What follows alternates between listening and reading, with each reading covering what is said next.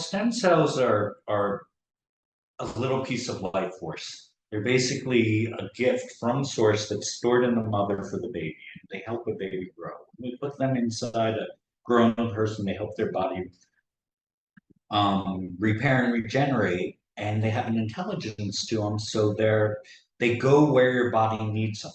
They're attracted by things like inflammation, and they're also part of the communications grid inside of our body. So we can't think of them the way we think about like a medical intervention, because it really is a little piece of life force that if your body, like a seed, if the soil is properly prepared, miracles can come out. Welcome back to the Sacred Soul podcast. I'm super excited for today's episode. I have Michael Lande here with me. Dr. Michael Lande, thank you so much for having this conversation. Oh, thank you for inviting me. It's going to be really fun, I think, and I'm looking forward to it. Yes, I love your energy. The moment that we met, I was like, oh my gosh, you have just a fun, relaxed, chill, intriguing energy. Oh, thank you. I want to start off with chatting about your connection to spirit. How would you describe your connection to spirit or the spiritual world? Well, honestly, it's come later after a lot of hours doing healing work, doing different practices of self-development. And if you had asked me that question a few years ago, even as little as 7 years ago, I would have laughed and said that's for someone else.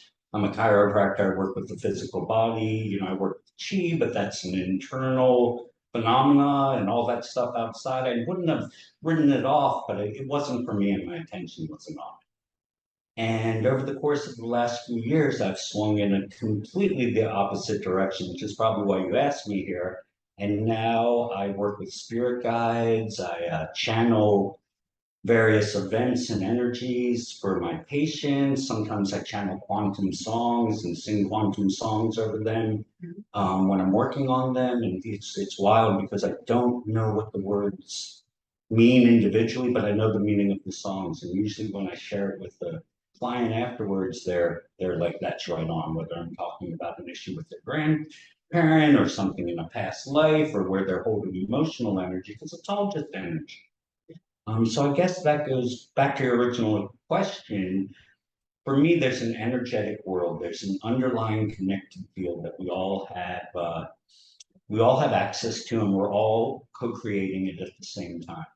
So this whole idea of anything being done unobserved, which is central to quantum physics, it's created to create an experimental condition that doesn't really exist in reality. In reality, you're never unobserved. Right. We're always there's always something, whether it's supreme consciousness or a fly or yourself, that's observing you. So we have to get rid of this like idea that we can be unobserved. So it automatically leads us into unified field theory, which is related to chaos theory. We're all co-creating our reality at the same time, along with things from the past, things from the future, thoughts that have gotten bigger than ourselves and have formed egregores, or, thoughts and beliefs that live on by themselves. And it all adds up to be this energetic field that we can access and play in and, just have more and more fun if we can hold on to that vibration in our heart. Because, like probably all your readers know, viewers know, we attract what we put out. So if we can hold on to that sense of enchantment and fun and magic, that's what we're going to attract into our life. Yeah, so many good things there. But I love what you said about how we're always being observed. We're all connected. We're all connected. That's the energetic field. Right. And one of my I always like to look at words and how they've switched words to take our power away. And you'll see this, so many examples of how words that contain magic in them, we're told there's another meaning to them. Like an easy one is the word plane, right? A plane is a magical thing. You can fly in a plane. There are different planes of existence. But somehow we have the second meaning to it, that it's not special, that it's average. You're just plain. So that's stealing our power. That's stealing our sense of connection. Another great one is the word coincidence. We use it completely wrong. What the word means is two things happen together. It doesn't mean they're not connected in any way, but somehow the meaning was switched from coincide to happening together to meaning, oh, they're not really connected. And then when you really look at the word, when you really look at it in terms of that magical fun, it breaks down to co in the dance. Like we're all dancing together, and that's the play. That's the unified field. Yeah. It's not cut and dry. You have to dance with each other to create things, to find the magic. And when we try to view it as something that's too cut and dry, we lose the magic because it can't hold up to those tests. Yeah, that's incredible, and thank you for breaking those words down. Is there any special meaning behind random, or is random just random?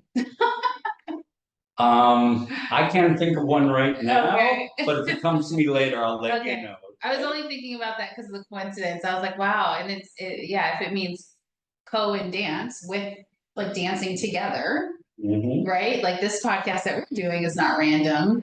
We met very synchronistically, right? Remember, we were at a group dinner, and I told you I was like, oh yeah, I was leaving early, and something told me to stop and wash my hands to buy myself more time before I left, and then Shaka came.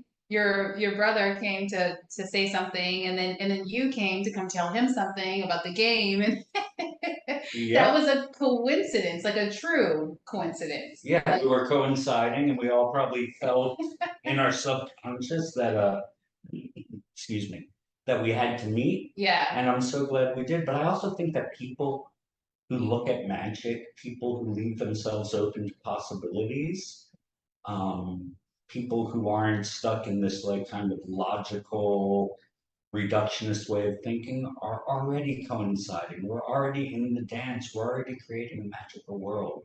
Yeah. And so it's more about recognizing each other and showing other people the doorway. Yeah. Than discounting it or anything like that. Because once you live in this vibration, it just gets better and better. Right. Yeah. Yeah, there's always something new. It continuously expands. Yeah. And once you jump in the rabbit hole, there's no jumping out. That's true too. Yeah. So was there one moment, because yes, you're a doctor, but was there one shift, and maybe you had several shifts over time, or was there one big impactful time where the energetics and spirituality just really merged with the work that you're doing for people? Yeah, there's a couple times that come to mind. I'm going to talk about the later one, not the first one, Okay. but so I had already been kind of, or this is when it reached the level of what I call the cartoon work, because it was incredible things started to happen. Again, if you had told me that I would be living this world in the past, I just would have laughed, shrugged it off. But I went to Bali a few years ago. It was 2019, before COVID, right before COVID hit. And I got there and Bali embraced me. Within like a few, like I thought I was just going on vacation for a few weeks. I had my first like ever like super touristy trip planned out. I'm gonna go here, I'm gonna go here. I made it to the first stop. And then Bali just grabbed me. It was like within a week I had a place to work. I was working in this beautiful wellness center.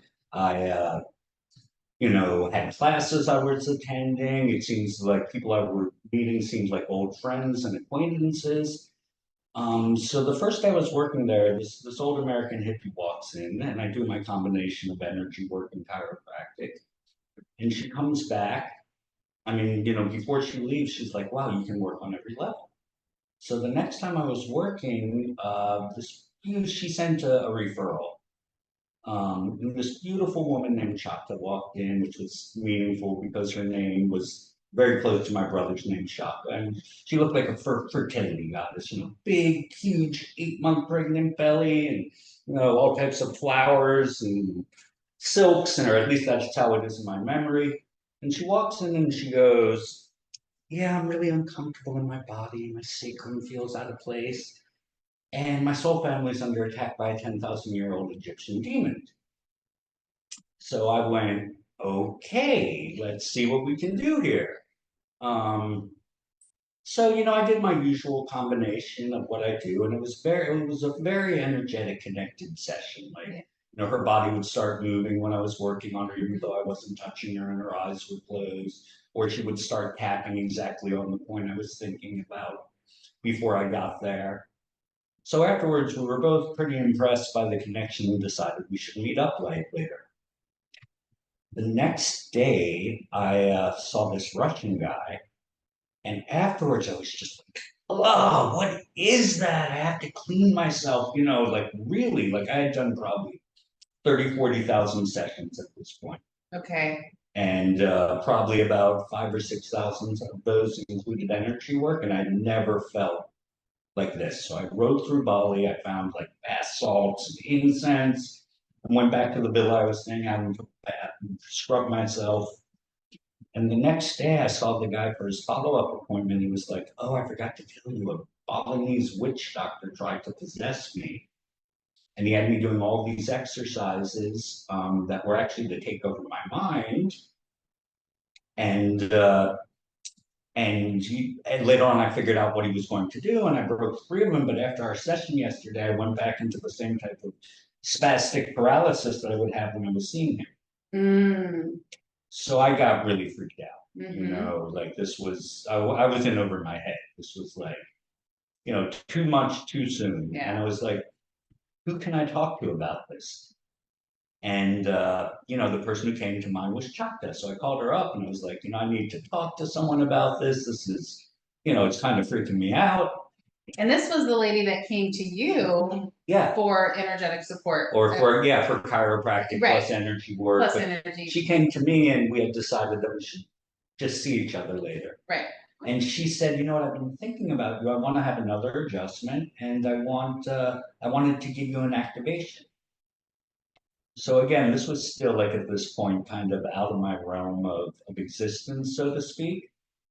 So we met the next day and I adjusted her and, then she gave me this activation. It's like we were sitting cross-legged, kind of facing each other, and we would close one eye and open the other eye and do the switching thing with our hands. And she started chanting in this language that I knew was not from this world. Mm-hmm. And all of a sudden I went into trance. Which I do really easily, probably because I spend so much time concentrating, just, in extreme depths of concentration to do the physical work and the energetic work I did.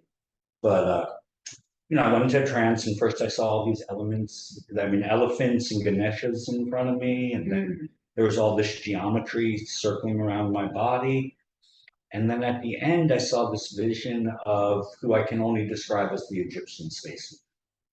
Okay. So, I was like, wow, that was cool. And she was like, yeah, I gave you a protection. And that was an activation from Sirius. I'm a priestess of Isis and Osiris from Sirius. And they told me that you're a night protector in the order, in the divine, or excuse me, a night protector of the divine feminine in the order of Isis and Osiris. Now I'm still kind of laughing about this because I just had no point of reference at this point. So I'm kind of like, okay. And then she goes, do you know who your galactic teachers are? Because they're going to contact you.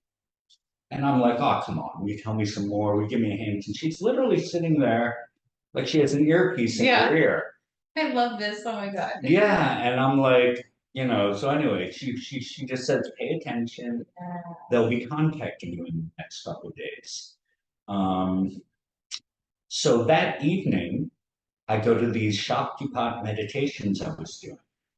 And the guy who was leading the excuse me. At the end of the meditation, I saw this giant image of Kuan Yin. And I couldn't remember her name, which is weird because I've always had a Kuan Yin. You can see it right there in my office since the day I graduated from school. And I couldn't remember her name. I could only think of the word Chiang Mai. So I looked up Kuan Yin Chiang Mai, and the largest Kuan Yin statue in the world is in Chiang Mai. And I'm like, wow, maybe I have to go to Chiang Mai to find my galactic teachers, ha ha ha ha ha. But I'm starting to, think twice about this. And then, so I go home and I come back for the next meditation. They were at 5 a.m. and 5 p.m. every day. And so I come back at 5 a.m. the next day, and the guy leading the meditations is sitting there like, at the end, he starts to channel this voice. And he's like, I am the ancient one of the ages. I am humanity's guide. I hold the grid of light around the world. Just on and on. And I'm watching him. And I'm like, what's up? What is that? And he comes out and he looks at me and he goes, that's the ancient one of the ages, Serapis Bey. And I'm like, what? And he's like, they're ascended masters. I'm like, still like, I just don't get it. He goes, you know, Dr. Strange's teacher. And when he says this, my mouth drops wide open because one of my nicknames is Doctor Strange. Mm-hmm. There are people in this world who call me Doctor Strange when they see me. And so within 24 hours of this woman telling me that my galactic teachers would be contacting me, my meditation teacher is telling me about Doctor Strange's teacher who's an ascended master. I had no idea what ascended masters were. I had heard of them exactly one time. It was it was during an ayahuasca retreat in Peru, which was kind of the first energetic awakening, but we're not talking about that one right now. And the guy who was leading the retreat had a book that was called The Lives of the Ascended Masters. And I said, wow, what's that about? And he said, they're Christ consciousness beings. And I said, wow, I should look into that. Never thought about it again. So I start Googling, the universal brain, that we're all connected. Oh, okay. Yeah, I start Googling. Second, I was like, what's that? Yeah, I realized that sounded weird. But anyway, I started Googling ascended masters. And so Serapis Bey is an ascended master who's called the Ascension Guide. And his story is that he was a high priest in the Temple of Atlantis when it sank, and he took the flame from the Ascension Center down the River Nile and founded the temple at Luxor. And his father, actually, they say, is this being from Venus named Sanat Kumara, who holds the grid of light around the world. So he was actually the meditation teacher was actually mixing two of them because it's two separate masters. And then when I found a picture of him, he was the Egyptian spaceman that I imagined or I saw at the end of the activation of Kinshasa. The only difference was that I imagined him as a very copper man. In the picture, he was a very white blonde man. But besides that, like the headdress was the same, everything else was the same. And I kept on Googling, and this is like, again, the jaw-dropping moment. You know who else is considered a ascended master? Kuan Yin. Oh, yes, yes. At this time, I knew about Kuan Yin, but I didn't know about her being an ascended master because I didn't know anything about ascended masters. And then from that point on, the floodgates were wide open. And, I've been working with Serapis Bey and other spiritual teachers directly since 2019 now. And I've learned a lot. And, it's a very real for me. It's very much a source of strength and inspiration, and it allows me to manifest different amazing things in this world. Yeah, wow, what an incredible story. And there's so many good things. And as you were speaking, it's like certain things that my conscious mind didn't know about, but my soul did. I could feel like that resonance. Yep. Even Serapis Bey, is that the right pronunciation? Serapis Bey. Yeah, it's two words. Okay. Yeah. Even that, I had not heard that name before. But energetically, I know what that is. Oh, this is the connected universe. Right. It's the unified field. We know all of this, just like in your heart when someone's telling you the truth. Yeah. And someone's not, and then you doubt yourself. You second guess yourself. So we have access to all of this stuff, and it's interesting. I said sometimes I channel songs for people. That's what people always describe them as, that it's like helping them remember something that they've forgotten. Yes. And when we take it back to the basis of chiropractic, the idea of chiropractic is that there's a universal intelligence that gives to us all, excuse me, our innate intelligence. Mm-hmm. And when our spine's out of place, we express less of this divinity, less of our divine nature. I'll take it beyond the spine and say whenever anything is causing us to contract so we can't fully express our life force and our essence, it's making us less than. And so it's our job to ourselves, to each other, to humanity, to the universe, to get beyond this so that we can, dance in the field and create magic. And when we get to that point, it's really fun to do it too. So it becomes a self-fulfilling process. Yeah, so powerful. And along with the spine being so important, um, how does the nervous system relate to that? Is it very connected? Oh, it's all about the nervous system. Okay. There's a lot of people don't know that we're constantly getting sensory information in. Both the six senses we're aware of, but all types of subconscious senses that we don't even know exist, like proprioception, which is our awareness of our own body movements, mechanoreception, which is for pressure. There's all types of nerve receptors that are constantly putting pressure into, information into our central nervous system. Mm-hmm. When the spine's out of place, this information isn't correct. Mm-hmm. It's like a little off, like the reality isn't matching the map that the nervous system or that your brain already has for itself. And the more out of whack you get, the more you're getting this like white noise into your system.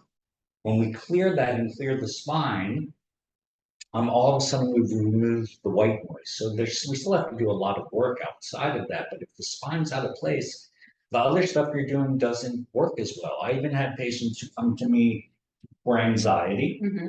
And I'm not saying it's going to take care of all anxiety, but for these particular people, their head tends to go out like that. Mm. And they know when they're feeling extra anxious, they need a certain adjustment where they get lifted like that. Mm-hmm. And all of a sudden the anxiety levels go down. Right. So it's there's a never-ending interplay between our minds and our bodies and our energy. Yeah. Yeah, and so then that's why if you look at every spiritual system in the world, it goes back to breath and spine. Right. What are all the yogis trying to do? They're trying to sit up straight and breathe so that they can access more of their true nature. What do you do in Qigong? You hold your spine straight and you breathe and you move slowly through the world. The spine's super important. It's kind of like our antenna. Yeah, and what is it in our world? I'm trying to choose my language carefully here. That can jeopardize that or really attack it. I mean, we started this podcast off talking about words that have been manipulated, the meaning of them to take away our power or to attempt to disempower us. What is it in our everyday lives, if you have an opinion on this, that threatens our spine or nervous system?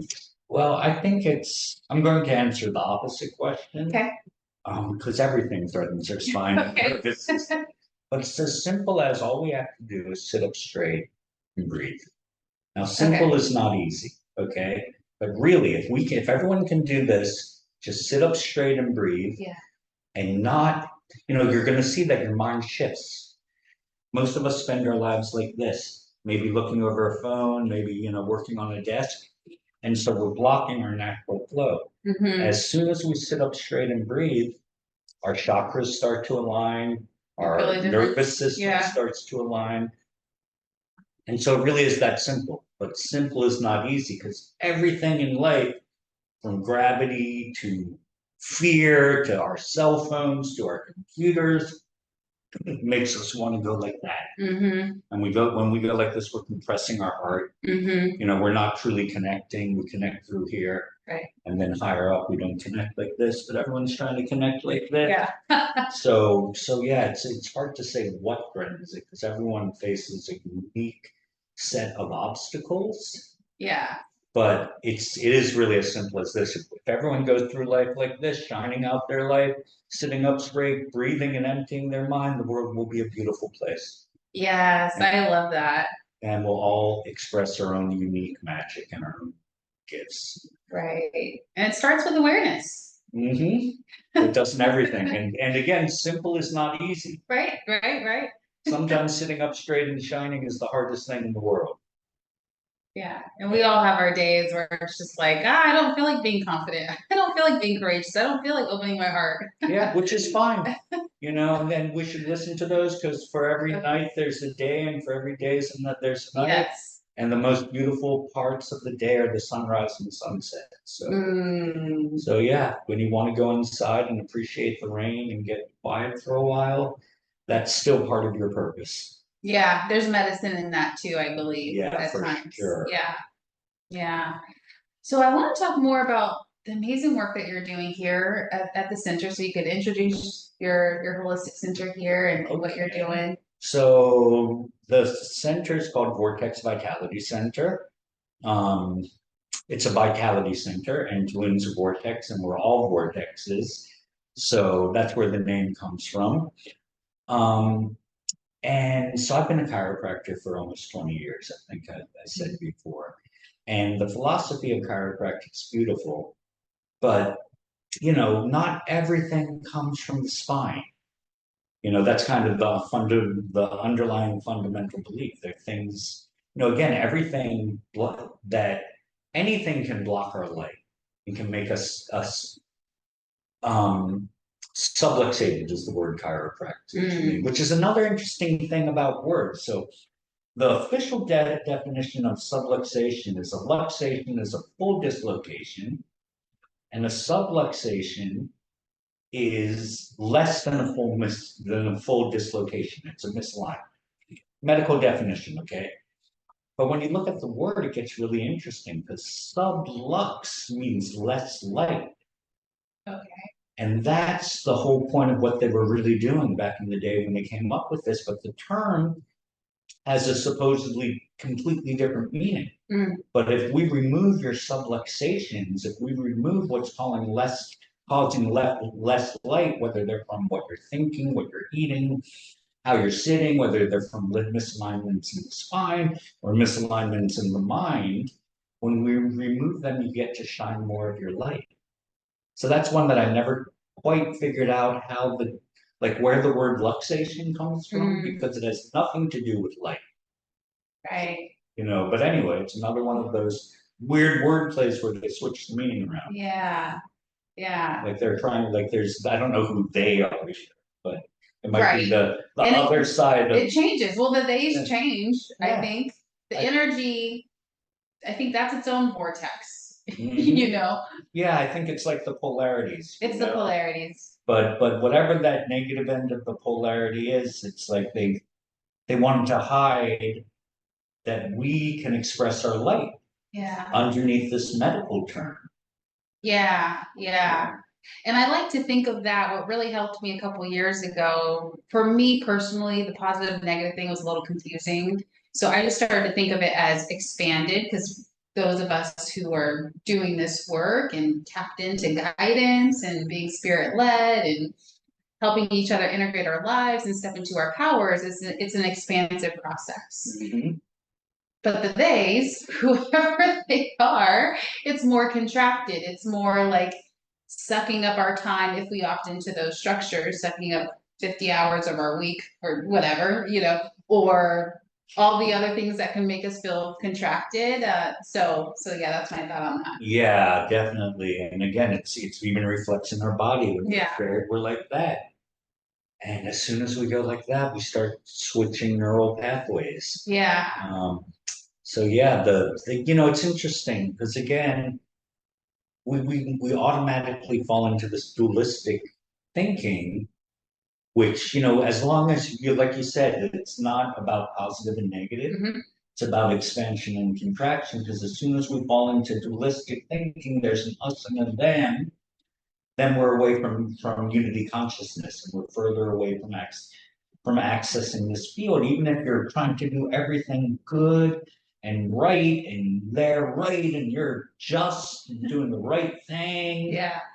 As soon as you go into that paradigm, you're not unified. Right. So you can't access the field that we're talking about because you've Mm. already split it in half. Yeah, very interesting. Thank you for pointing that out. And what about the stem cell work that you're doing here at the Vitality Vortex Center in Tulum, Mexico? So yes, that's what I was trying to get to, but there's so many interesting tangents to go on. So taking this idea that people are blocked and that people don't need more of stuff, they need to express more of their life force.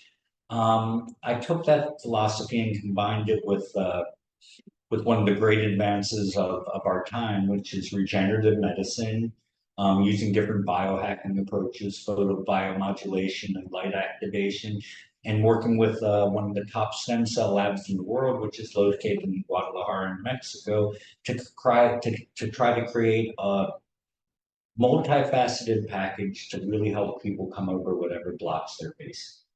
So, my vision of stem cells is that we're working with a piece of universal intelligence. We're working with a piece of the same matrix that we came from.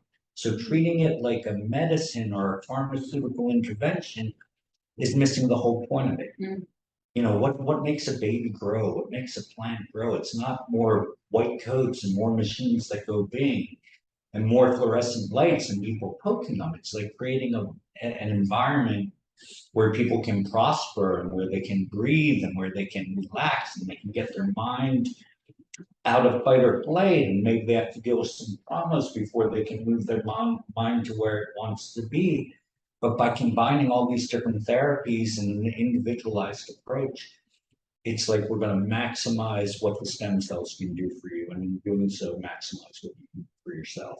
Mm. So it's a really exciting time. I rented this beautiful spa to try to, really give people a place where they can relax and get out of their head, get out of their worries. I have some amazing people working for me who are, from massage therapists and physical therapists and regenerative medicine doctors to coaches and hypnotists so that we can really try to meet people where they're at. Yeah, and so that's what we're doing here. I don't know of anywhere else in the world that's doing it. Again, you can find out more about us if you look up stemcellstulum.com or Vortex Vitality Clinic. And yeah. Yeah, it's amazing work. It's so incredible. And what's the science behind the stem cell work? Okay, well, stem cells are cells that are capable of differentiating into different types of cells. So I'm not sure if I understand that. Wait, say it one more time. Stem cells are cells that can turn into different types of cells. Okay. And there are many different types of stem cells. A lot of people associate stem cells with dead babies, and those are embryonic stem cells that come from the embryo. And those stem cells are what they call totipotent, meaning they can differentiate into any type of cell in the human body. Now, we can't use those stem cells because if once you place a value on a dead baby, bad people are going to do bad things. Mm-hmm. So the embryonic stem cells don't really apply to the conversation. What I use are called mesenchymal stem cells. Mm-hmm. And mesenchymal stem cells, the ones we get them from umbilical cord, they're all tested for purity, ethically obtained with the mother, signing off in the first trimester so you can track her health. They're tested for bacteria, for viruses, for heavy metals, for fungus and yeast, and they come from unvaccinated placenta. But the mesenchymal stem cells are capable of turning into a lot of different tissue types. Like they can turn into cartilage, they can turn into bone, they can turn into a lot of different things, but not anything. And so they're really valuable in treating a lot of different stuff. They're great for autoimmune. They're great for neurological problems. They're super anti-inflammatory. And if we do local injections, they're great for things like arthritic knees, old injuries and things like that. But again, there's a lot of different types of stem cells. I had someone contact me the other day about a product that had apple stem cells in it. And, I told her, I don't know, I haven't really researched apple stem cells, but I don't see how apple stem cells could change into, a part of the human. Right, like the apple to fruit, Yes. right? Okay. Well, what she said was, well, stem cells can turn into anything. My response was, Oh, those can probably turn into any part of an apple. right. So right now it's a popular topic and people are throwing it around, for a lot of sales and marketing. So if you are interested in doing that, really look into what you're getting and Yeah. make Okay. sure it's legit. Okay. Yeah. Good info. And then I think at one point I didn't know enough about it, so I thought it was the same as peptides, but it's probably completely different, right? Completely different. Okay. Peptides are these peptides is just a word for small proteins. Okay. If you have a protein that's less than 40 amino acids long, it's a peptide. Most of our bodies are made up of peptides, okay? Now, messenger peptides is what all the hype is about. And so they think there's about something like 7,000 different peptides in their body, and they think 10% of these are messenger peptides. So far, we've isolated maybe 100 for use.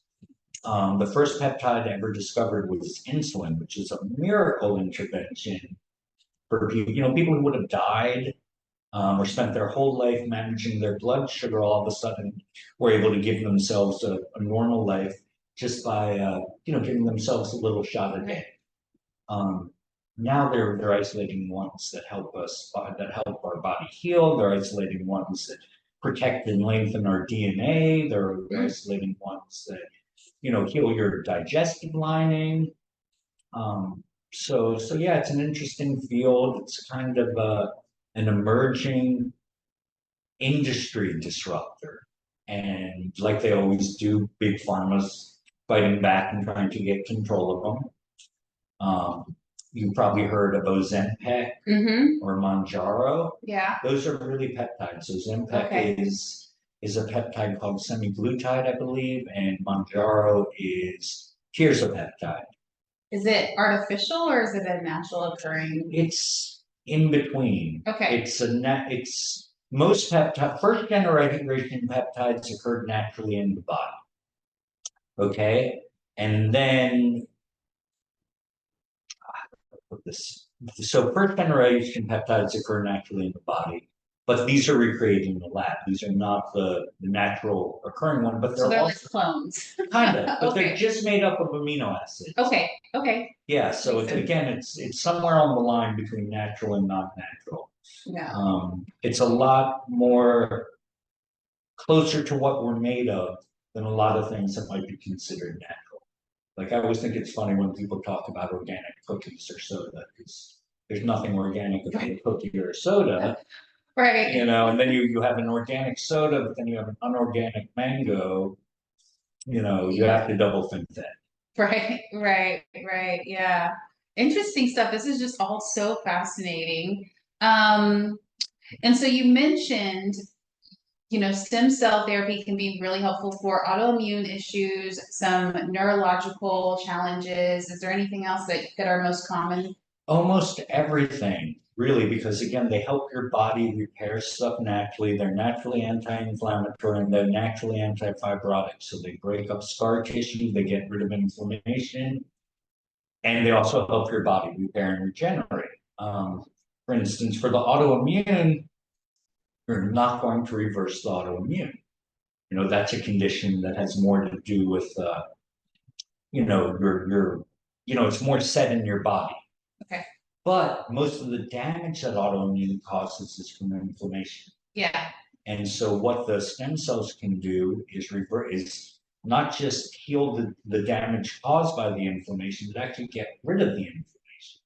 And if you combine the stem cells with, the proper lifestyle interventions, the effects can be amazing. Yeah, you could still improve your quality of life. Yeah, even though it's not going to get rid of the actual condition, it can get rid of of every way that the condition's affecting you. The symptoms and Yeah, the impact. symptoms and the impact and the damage you've already experienced and all that stuff. And then, how often you would have to redo it depends on how your quality, how your lifestyle is. If you're living a super stressful, inflammatory lifestyle, the effects aren't going to last long. But if you're doing everything you can, the effects can last for years. There's a huge list of conditions that can help with heart disease to pulmonary problems, any type of injury. It can help regrow cartilage. We can do, we don't do bone grafts here, but there are people who do bone grafts, rebuilding bone. There are people who are specializing with different types of dental problems, regrowing lost bone tissue and the periodontal tissue. Can it help us live longer? Yes. Okay.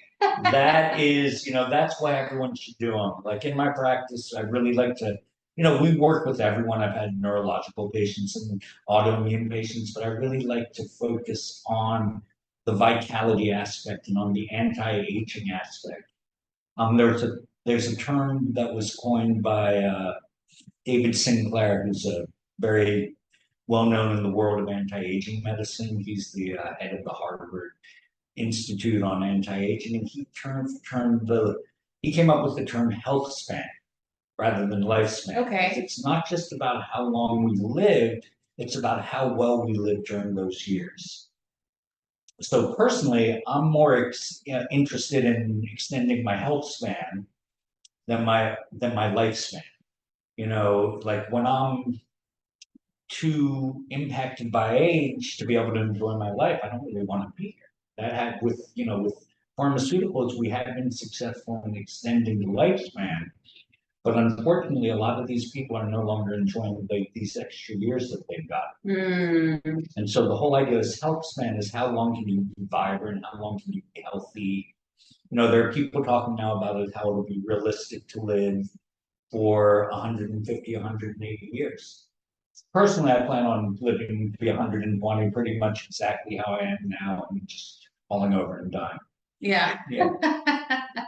Solid plan. That sounds way better than living to be 150 or 180. Right. Yeah. This has been such a great conversation. I've learned so much already. Do you have any tips for anyone coming into spirituality, or maybe even merging spirituality with their typical conventional jobs, like how you merge the energetic world with being a chiropractor and a doctor? So do you have any tips? Yeah, I do. The first one is sit up straight and breathe. Oh, that's right. There we go. That's an easy one. The other thing that I really want to tell people is keep it fun. Don't take yourself too seriously. For me, the most spiritual moments are when I'm like sitting on top of a mountain or like sitting by a lake and I hear the children laughing in the distance and see the dragonflies flying around the lake, and you can almost hear the laughter of spirits or angels in the wind. And this is fun. This is, where we all come from. And so it has nothing to do with how long you can stay up and meditate, how many ayahuasca ceremonies you need to do. Like these are valuable tools. But they're tools for getting us in the space. And when we get there again, it's a space of connection. It's a space of fun. It's a space that should feel like we're going home. Yeah. It isn't about being judged and being punished and all of these things that are kind of in systemic spirituality. It's much more, it should feel good. I love how you have a little halo over your head on the screen right now, too. It's great. Look, it's working. It's a true coincidence. There we go. A true one. We're creating Nothing a field manipulated, right. yeah. Exactly what the word really means. Yeah. Well, thank you for those tips. That's really good. Have fun with it, enjoying the moment. That's really when do we feel our most embodied? When do we feel our most ourselves? It's when we're not thinking about it, we're not worried about it, we're just in our flow state. And to me, that's the most spiritual time if you're, especially if you're doing it in a way that's not destructive.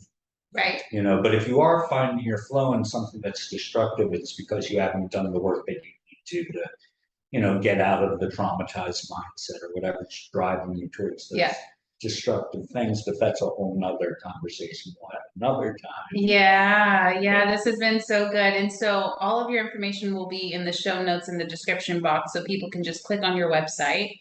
But give it to us verbally, the website for the center. It's www.stemcellstoloon.com, or you can find us on Instagram at Vortex Vitality Clinic. Beautiful. Actually, it might be Vortex Vitality Tulum, excuse me. Okay. And it's tagged in the show notes. And it'll come up when you type in Vortex Vitality or the end of it. Yeah.